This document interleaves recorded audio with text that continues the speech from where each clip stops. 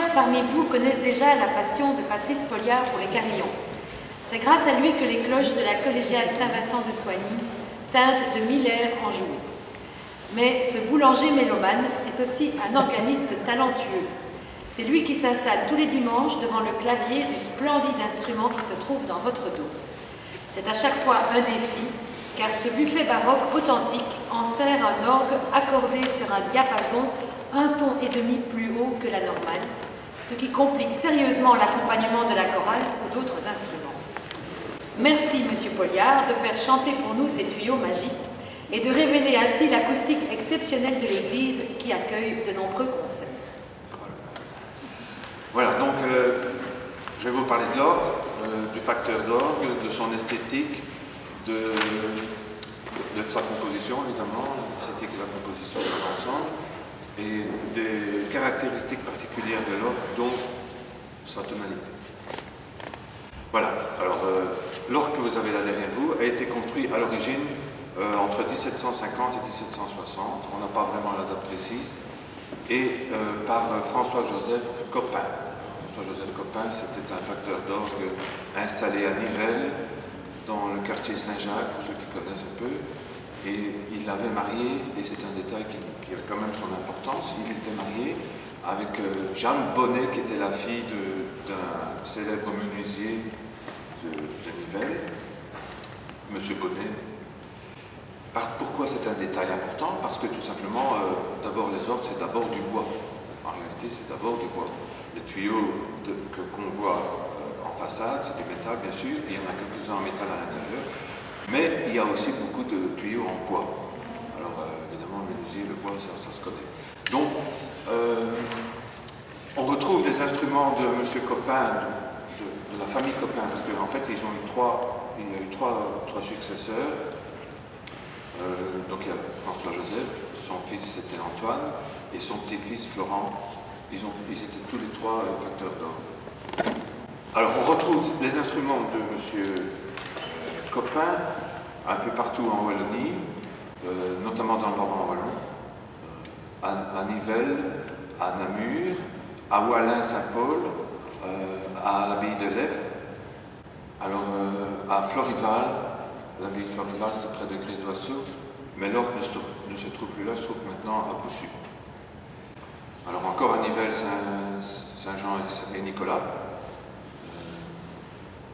Alors en Flandre, à Idegem,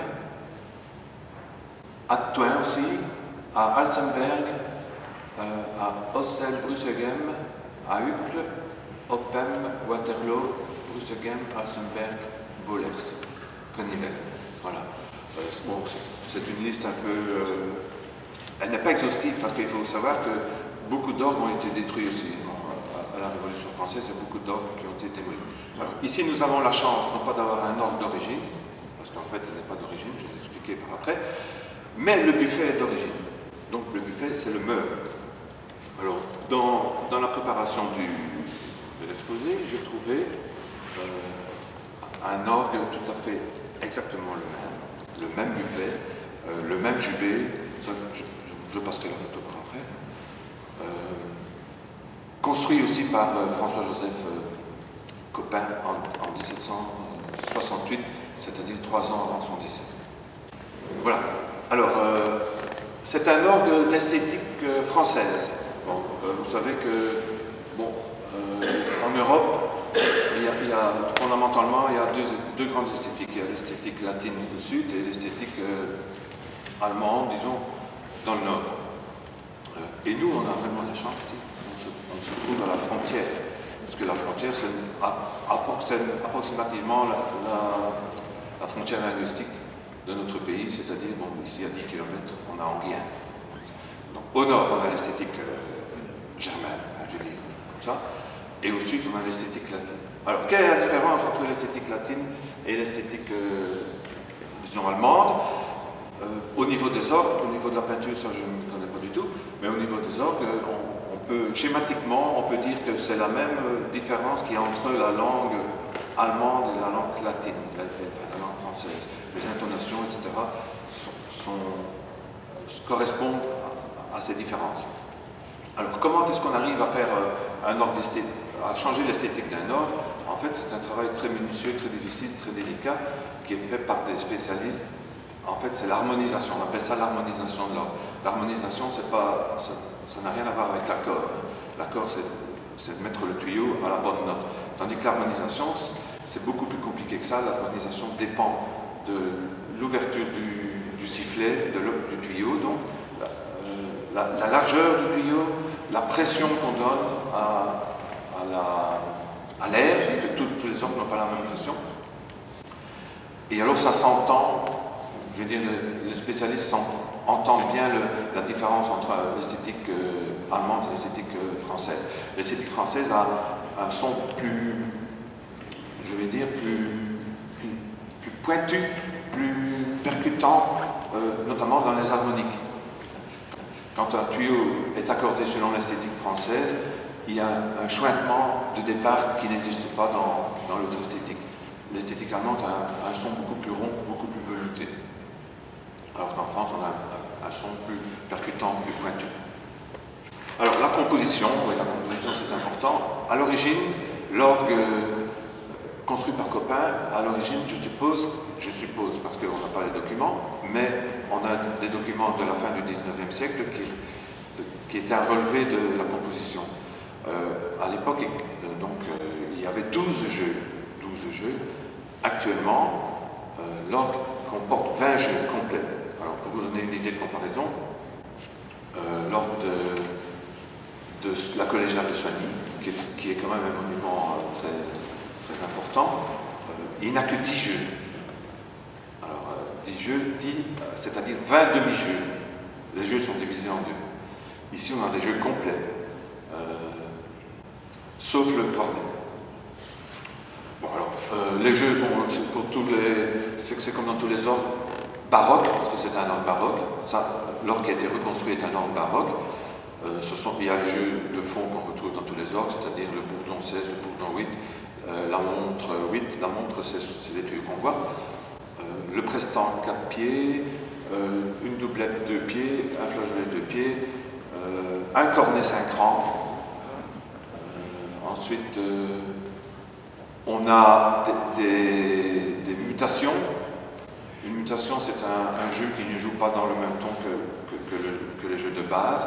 C'est-à-dire qu'on a une tierce, on a une quinte, en mélangeant la tierce, la quinte et le bourdon, par exemple, ou une flûte 8 ou la montre 8, on a ce qu'on appelle un cornet. Un cornet, qu'est-ce que c'est? C'est un jeu, c'est une mixture, c'est un jeu qui comporte plusieurs tuyaux. Quand on appuie sur une touche, on fait sonner plusieurs tuyaux en même temps qui sont accordés entre eux, évidemment. Sinon, ça ne fonctionne pas.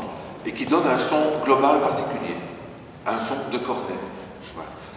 Alors, nous avons des trompettes, un chromorne, ça c'est typiquement moyenâgeux, le chromorne. C'est un jeu d'ange, c'est-à-dire que ce n'est pas l'air qui vibre tout seul, c'est comme dans les clarinettes, il y a une ange qui vibre. Tandis que tous les autres jeux, les jeux de fond, ce sont des flûtes, enfin, j'allais dire bêtement une flûte, non, mais c'est un sifflet, si vous voulez, c'est un sifflet qui fait vibrer l'air. Donc c'est l'air qui vibre. Voilà. La chose très importante à dire, c'est que l'orgue qui se trouve dans le buffet n'est pas du tout l'orgue d'origine. C'est un nouvel orgue qui a été construit dans les années 60. Exactement, il a été terminé en 1969. Donc c'est un nouvel orgue qu'on a mis dans l'ancien buffet. Alors, qui dit nouvel orgue, dit nouvelle technique de l'époque, de 1960. C'est-à-dire qu'on retrouve là-dedans du multiplex, de l'aluminium, des ressorts, après je reviendrai sur les ressorts, etc. Tous des matériaux modernes, enfin modernes de l'époque. Actuellement, je crois qu'on utiliserait aussi tout ce qui est des composites, du plastique et tous des trucs ainsi, qu'il ne faut pas rejeter parce que bon, il faut savoir que le bois, c'est un matériau qui est très sensible à l'humidité, au froid, etc. Donc, les orgues qui ne sont faits qu'en bois, comme je connaissais un Ast, c'est plus loin, eh bien, avec les changements de température, ça coince, c'est difficile. Autre chose dans l'histoire de l'orgue, à la fin du au début du XXe siècle, on a transformé l'orgue d'origine, c'est-à-dire qu'on a retourné le clavier. Actuellement, le clavier se trouve sur le grand orgue. On a retourné le clavier pour que l'organiste regarde par ici. Alors qu'actuellement, on l'a remis dans l'autre sens. En modifiant l'orgue au début du XXe siècle, à l'époque, on avait beaucoup d'intérêt pour la transmission pneumatique. Alors, la transmission pneumatique, c'est très bien. Enfin, moi, je trouve que ça a beaucoup de défauts, mais disons que ça permet d'éviter toute cette transmission mécanique qui est parfois compliquée. Alors, les problèmes de la transmission pneumatique, c'est que, bon, une fois qu'il y a une fuite, ça pose problème. D'ailleurs, l'ancien organiste qui était Jean Radec, qui est décédé il y a quelques années, m'expliquait qu'avant la messe, il devait s'occuper de boucher toutes les fuites. Si, c'est vrai, c'est comme ça. Alors, deuxième problème du pneumatique, c'est qu'il y a souvent un petit retard entre le moment où on appuie sur la touche et le moment où ça saute. Ça, c'est embêtant. Alors, il y a encore un orgue comme ça, pneumatique à Soigny, c'est dans la chapelle des franciscaines, qui est actuellement, c'est le home Saint-François. Là, il y a encore un orgue qui fonctionne encore très bien, aussi à transmission pneumatique. Les problèmes, les caractéristiques et les problèmes.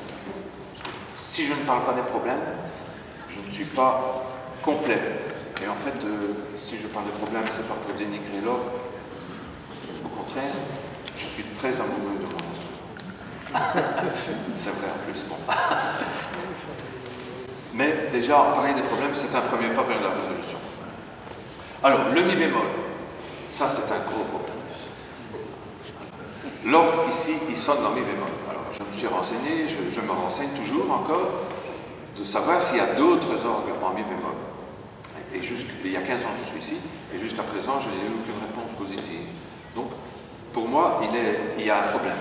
Parce que, et je viens de contacter, ici il y a quelques jours, j'ai contacté l'organiste de Braine-l'Alleud, puisque c'est un orgue copain, pour savoir si il est en mi bémol aussi. Bon, s'il était en mi bémol, ça voudrait dire que M. Copain avait l'habitude de faire en mi bémol.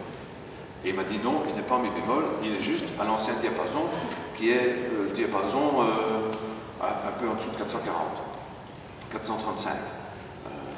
Ici, je viens de mesurer le diapason, il est à 443, donc au-dessus du diapason 440. Bon, il y a eu des procès, etc., avec le facteur d'orgue qui est Anessens, de Menin, pour savoir pourquoi il avait fait en mi bémol. Alors lui, il dit que à l'origine, il était comme ça, mais pour moi, ça ne tient pas. Enfin, je ne suis pas historien, mais je crois que c'est pas vrai. Alors, il parle aussi de la longueur des tuyaux, qu'il n'y avait pas de place pour faire un dos.